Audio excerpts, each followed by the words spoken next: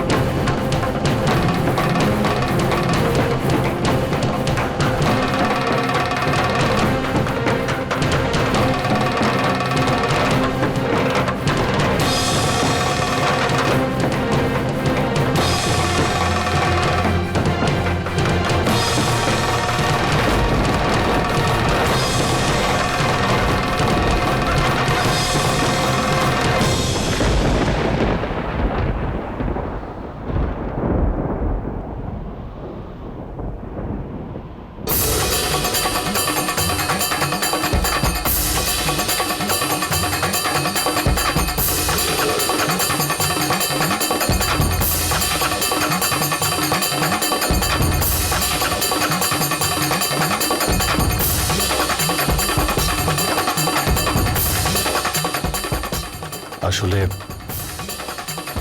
আমি তো খেমিকে তাই বলছিলাম যে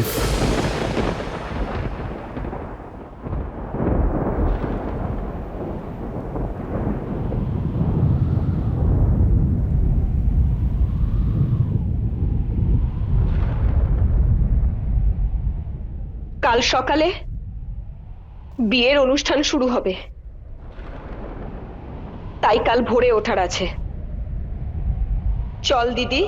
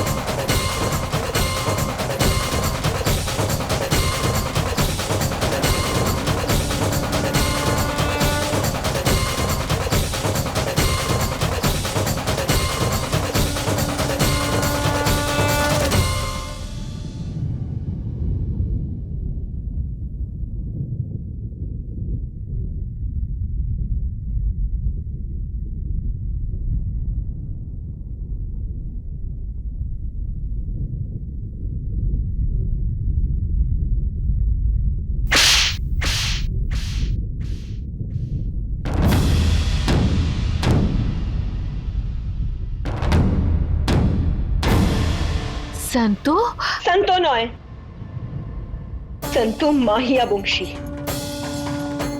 এটা কি করতে যাচ্ছিলি তুই দিদি? তুই আমার দিদি হোস, আর হিতেন আমার ছেলে, আর তুই তার সাথে। যদি তোর জায়গায় অন্য কেউ থাকতো না দিদি, তাহলে এই কথাটা আমি মালিককে জানিয়ে দিতাম। দিদি, দাদু আমাদের এই শিক্ষা দেয়নি। পিসিমা আমাদেরকে নিচু জাত মনে করতে পারেন, কিন্তু আমাদের চিন্তা ভাবনা নিচু নয়। আমরা যার অন্ন খাই তার সর্বনাশ করি না দিদি। মালিক কত গর্ব করে তোর আর সমুদানার বিয়ে ঠিক করেছেন, আর তুই তার পিঠে ছুরি বসাচ্ছিস। দিদি, এই বাড়িতে তোর বিয়ে হতে চলেছে, আর তুই সেই বাড়িকেই কলঙ্কিত করছিস।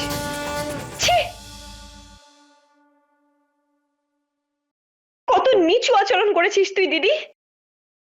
এটাই কি নিয়ম আমাদের? কারোর উপকারের বদলে এইসব করি আমরা?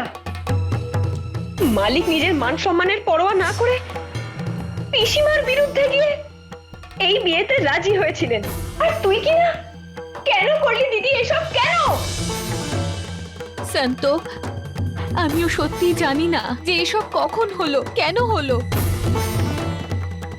আমিও চেষ্টা করেছি যাতে ওকে ভুলতে পারি, নিজেকে আটকাতে পারি, কিন্তু কিন্তু অনেক চেষ্টা করার পরেও আমি হিতেনকে আরো স্মৃতিকে ভুলতে পারলাম না। আমি কি ভুলতে পারছিস না দিদি, তুই কি? তাই আমি আমি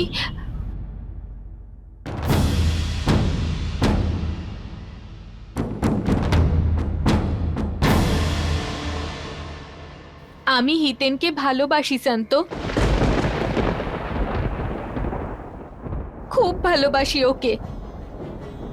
আমি আমার মর্যাদা জানি শান্ত, কিন্তু আমি মনটাকে কি করে বোঝাবো, কি করে বোঝাবো? মালিক আমাদের জন্য অনেক কিছু করেছেন, কিন্তু এই মন কোনো কিছুতেই বুঝতে চায় না শান্ত, কোনো কিছুতে না। আমি জানি যে তুই এই বাড়ির, এই পুরো ধর্মপুরের মালকিন, আর এটাও জানি যে হিতেন আর তোর সম্পর্কটা কি। আর আমি এটাও জানি যে মালিক শম্ভু আর আমার বিয়ের জন্য রাজি হয়ে গেছেন। আমি এটাও জানি আমার এই সত্যিটা জানার পর দাদুর কি হবে। এতদিন আমি কিচ্ছু জানাইনি, অনেক সহ্য করার পর এখন আমি বললাম।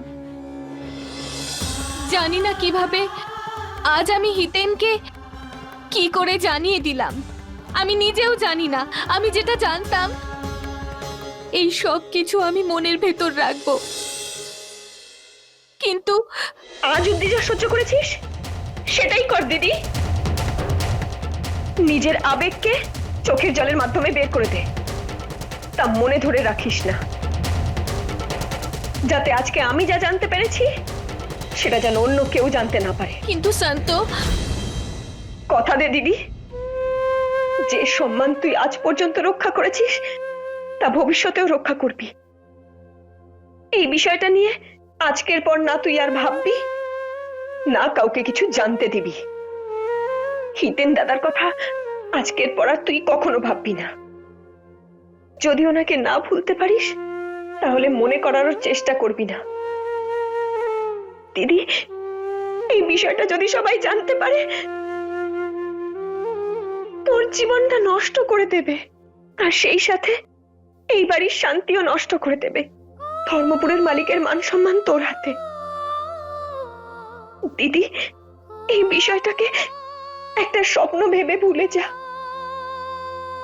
সব থেকে বড় সত্যি এটা যে তোর সাথে শম্ভু দাদার বিয়ে হবে, আর এই মুহূর্তে ওনাকে ছাড়া অন্য কারোর বিষয় ভাবা তোর কাছে পাপ।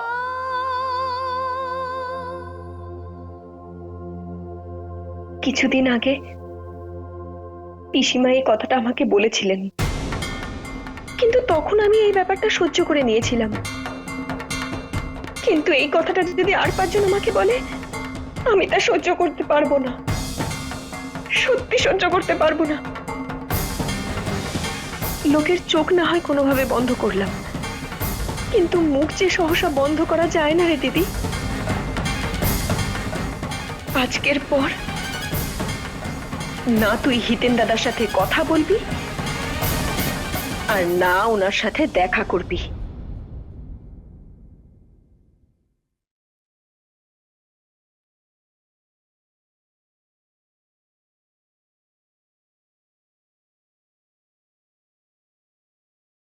আজকে প্রথমবার ছোট বোন তার দিদির গায়ে হাত তুলে পাপ করেছে, কিন্তু আমি এই পাপটা এই জন্য করেছি যাতে তুই কোনো পাপ না করতে পারিস। এই বাড়ির সদস্য হওয়ার সুবাদে, ধর্মপুরের মালকিন হওয়ার সুবাদে আমি সেটাই করেছি যা আমার ঠিক মনে হয়েছে।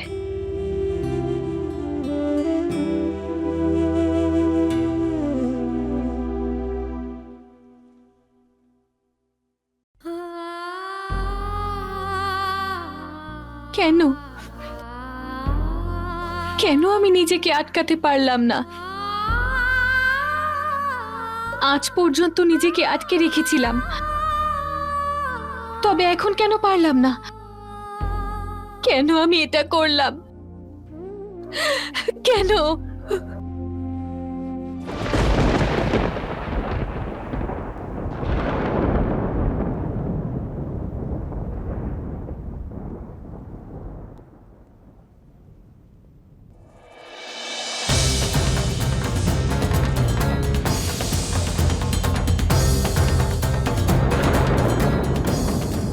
হিতেন দাদা, আপনি আমার দাদু, খেমি দিদি আর মুঙ্গির জন্য যা করেছেন তার জন্য আমি কৃতজ্ঞ। কিন্তু আপনার আপনার পরিবার আর ধর্মপুরের প্রতিও কিছু দায়িত্ব আছে। কি সেই দায়িত্ব? হিতেন দাদা, আপনি মালিকের ছেলে, ছোট মালিক। ধর্মপুরের সবাই আপনার প্রজা। রাজা আর প্রজার মধ্যে আকাশ পাতালের পার্থক্য থাকে, যা বোঝানো যাবে না। আমার মনে হচ্ছে এই কথাটা তুমি নাও। তোমার রূপে ধর্মপুরের মালিক বলছেন আমায়, আর এই কথাটা তোমার আমাকে বলার কোনো অধিকার নেই। ধর্মপুরের রাজা ধর্মরাজ মাইয়া বংশী, আর সন্তু বাগেলা ওনার প্রজা। তাও তোমাদের মধ্যে একটা সম্পর্ক হয়েছে। সেই সম্পর্ক রাজার ইচ্ছেতে হয়েছিল। আর যে সম্পর্ক খেমি আর আমার মধ্যে হয়েছে সেটা আমার ইচ্ছেতে হয়েছে।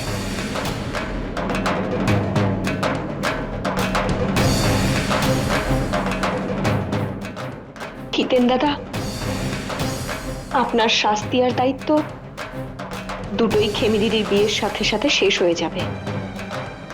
আপনি আপনার দায়িত্ব সফলতা আর নিষ্ঠার সাথে পালন করেছেন।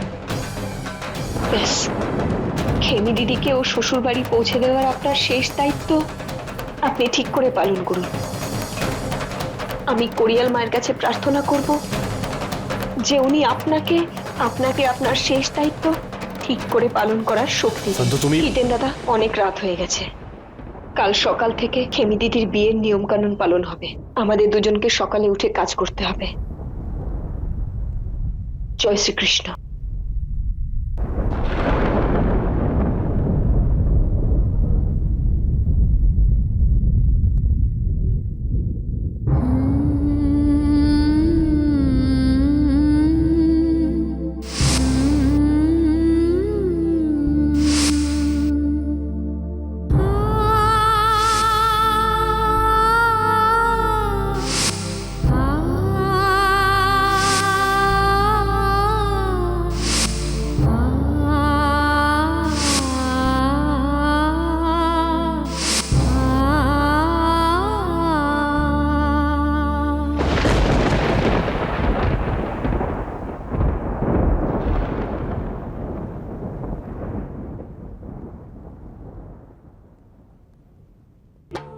একটা পাপ হওয়ার থেকে আটকানোর জন্য আমি কত বড় পাপটাই না করলাম। আমি আমার বড় দিদির গালে চড় মারলাম। কখনো ক্ষমা করতে পারবো না আমি নিজেকে, কখনো না।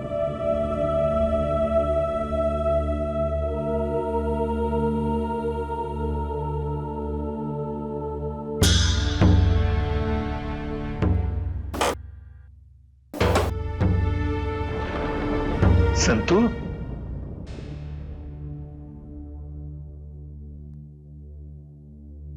মা কি হয়েছে? দাদু, আমি খুব খারাপ। আমি একটা বড় অন্যায় করে ফেলেছি, খুব বড় পাপ করে ফেলেছি।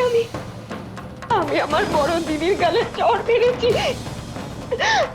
খুব খারাপ আমি।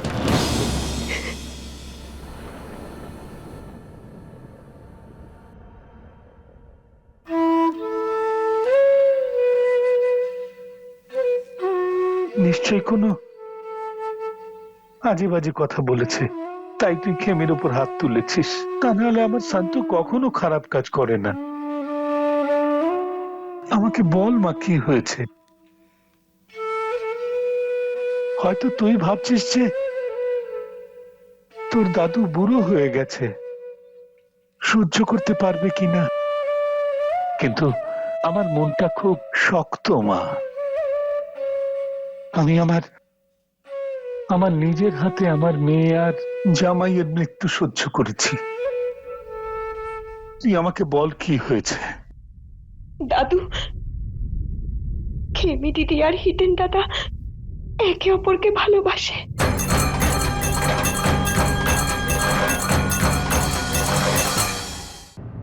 দাদু, মৌলিক দাদার কথা আমি নিজে মালিককে জানিয়েছিলাম যাতে আমি ওনাকে বাঁচাতে পারি, কিন্তু এই কথাটা আমি মালিককে কি করে বলবো?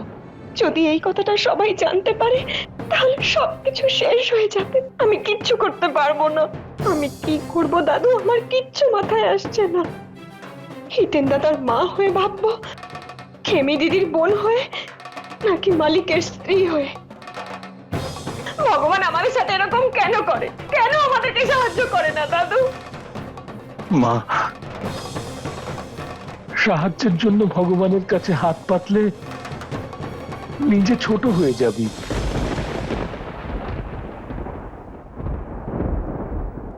ভগবান তো শুধু রাস্তা দেখিয়ে দেয়, রাস্তায় হাঁটাটা তো মানুষেরই কাজ না। ভগবান তো শান্তির বাঁশি বাজায়। জীবনের উপর হাজারটা আঘাত সহ্য করে শরীরকে এর ব্যথা অনুভব করতে হয়। শ্রীকৃষ্ণ গীতায় এই উপদেশ দিয়েছিলেন, কিন্তু মহাভারতে অর্জুন আর কর্ণ তো লড়াই করেছে। ওই চক্রব্যূহর পরীক্ষা অভিমন্যুকেও দিতে হয়েছে। তুই শুধুমাত্র একজন বোন, একজন স্ত্রী, একজন মায়ের মতো করেই ভেবেছিস শুধু। কিন্তু কিন্তু তুই তো ওখানে ধরমপুরের মালকিনও, তার কি হবে? খেমির বোন মালিকের স্ত্রী আর হিতেনের মা এই অবস্থায় কি করত সেটা আমি তোকে বলতে পারবো না মা। কিন্তু আমার বিচারে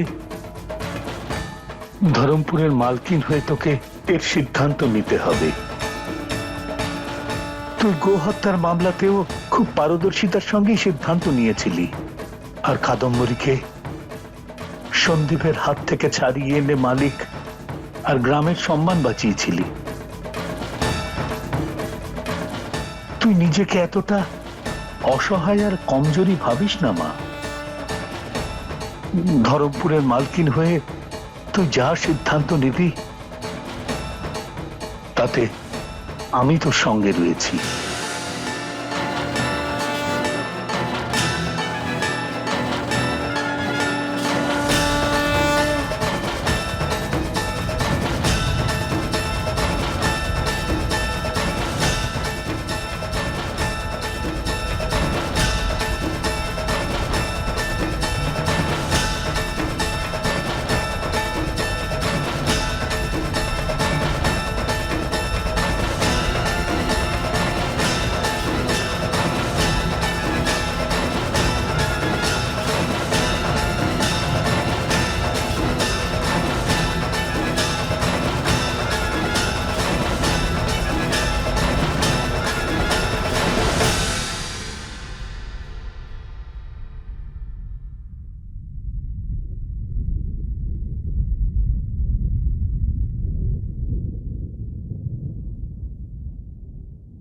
फुल एपिसोड देखने के लिए अभी डाउनलोड करें दंगल प्ले ऐप।